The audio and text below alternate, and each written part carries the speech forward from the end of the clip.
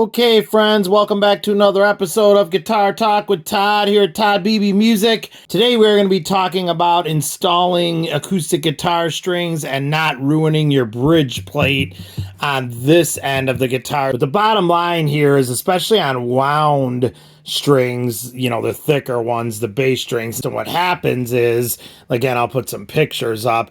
A lot of people put the ball end in here, push the pin down, the ball end goes way down in, and say this is the end of the pin right here, the bottom of the pin, like where my fingernail would be, and then the ball end is hanging this far below. And then what happens is, as you tune, you'll start to pull this up, and it's pulling and pulling, and it's kind of, and then this wound part starts grinding into the wood as it's dragging it up from the pressure of tuning. And that's what ultimately ends up destroying your bridge plate. Not right away, not maybe even after a couple years, but after you do it for some time and the guitar starts to age, you're going to notice that. Like Dan says in his great video, which I'll put a link to below, a bridge plate will last you 100 years if you install these properly.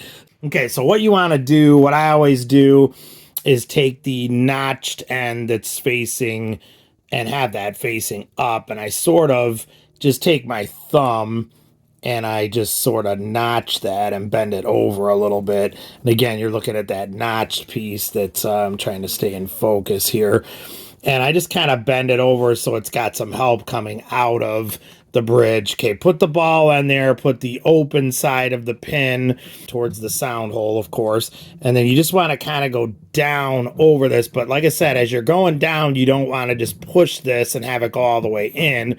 You want to kind of just push right about there is where the string should stay, and the string shouldn't be moving.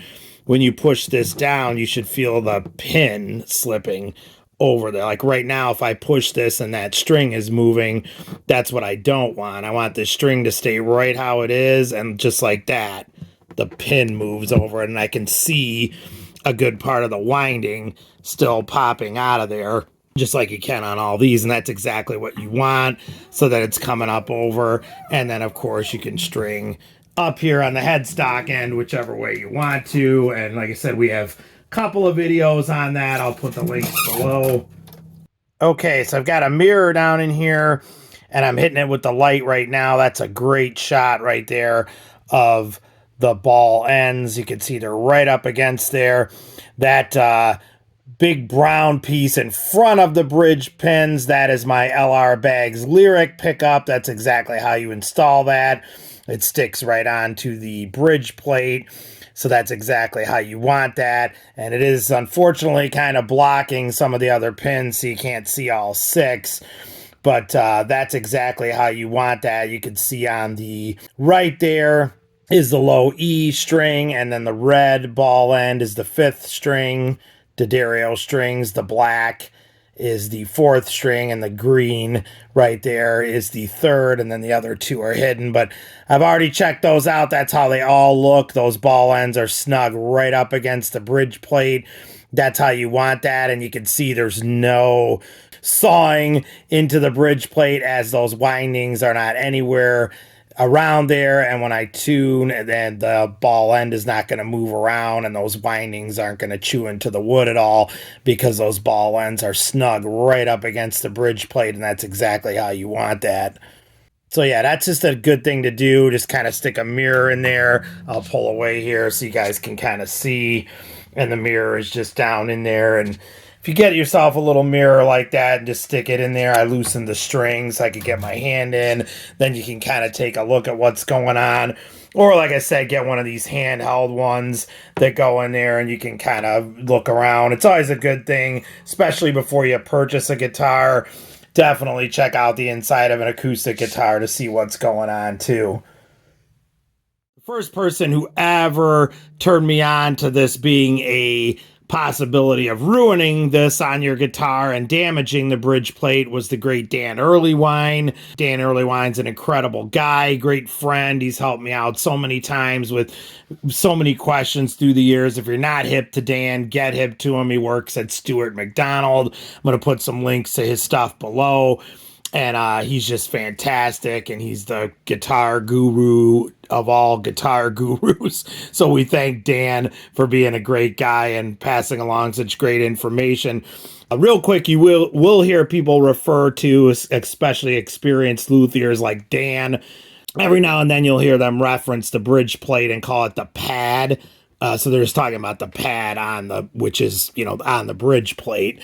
When I first heard that term years ago, I was like, the pad, wait a minute, where's the pad at?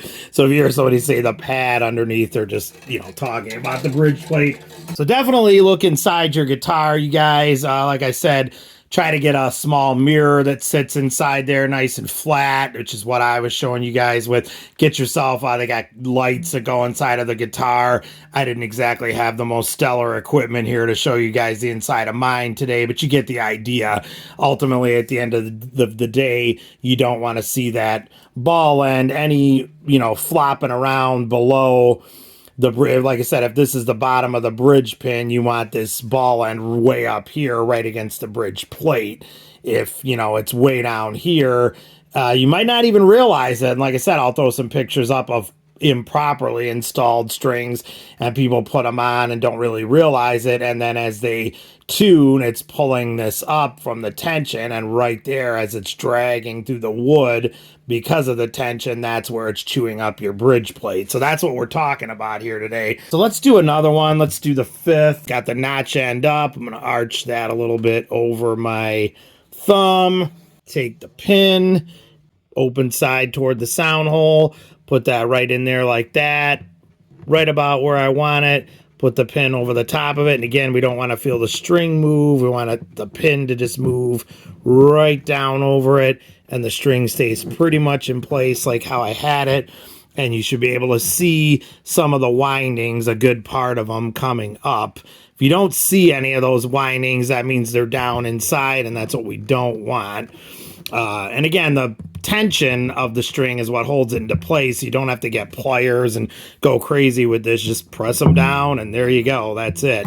And then tie it around the end of the headstock, whatever your preferred method is for that. Like we said, that's a whole other video. All right, let's do one more for you guys. We'll do the fourth string.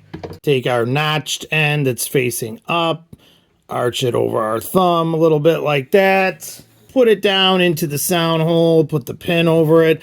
Again, just keep that string right there and push the pin down, and you should feel it, the pin just go right over the string. And then I kind of just tug on it a little bit too, just to make sure it's not, and I don't feel that moving at all, so I know it's right up against that bridge plate with the ball end, which is how we want it. All right, guys, so let's do one bonus one for you. I'm going to do one of the unwound strings down here, which are basically exactly the same, but let's just go ahead and do one of those while we're talking about this. Okay, so on unwound strings, you've still got these grooves on the windings, and that's exactly, again, what's going to tear up the bridge plate. Maybe not as bad, but it's still going to do it on the high E and the B string. Anything that's unwound is still going to chew up the bridge, just not as bad. But you don't really have a notch that pops up on the windings like you do on the wound strings. So pretty much any particular way is fine to just go right where that winding ends and notch it over your thumb so you get that little curve in there. And then the same thing we were talking about before, drop it down into the slot, put the pin right over it. I can see a good part of that winding popping up, and that's how we want it. So don't ever, start with, say, like putting it way in like that. There's just no need for that. You just go right down in like that, and that's far enough. Put the pin right over the top of that ball end and just go right down with it. String should stay relatively about where you've got it right there, and the pin should be the only thing that moves. And there we go, right down over that. Like I said, just with a hand pressures far enough to get that in there, and that's it. All right, you guys, so thanks so much for checking in and joining me today. I hope you enjoyed that. Please comment below if you have any questions. Find me on Facebook at Todd Beebe Music, and please hit that subscribe button in the lower right-hand corner and help me out. I appreciate it. Always install your strings that way on your acoustic guitar, and like Dan Erlewine says, your bridge plate will last 100 years. I'm going to put all the links for Dan below. Thank you again to Dan for being a great friend and for being such a great teacher to all of us who even just dabble in working on guitars. We've all learned so much from Dan. Like I said, I'll put a link to his video talking about this same thing, but definitely check out, he's got DVDs if you still do those, old school style. I know I do. Pick those up. Check him out. He works at stewartmacdonald, so check them out at stewmac.com, and I'll put all the links for Dan's stuff below in this video as well as we thank him. So hope you enjoyed that, you guys, and again, please comment below. Let me know if you have any questions at all. Thank you guys so much for checking in. Stay safe and love your dogs. Take care.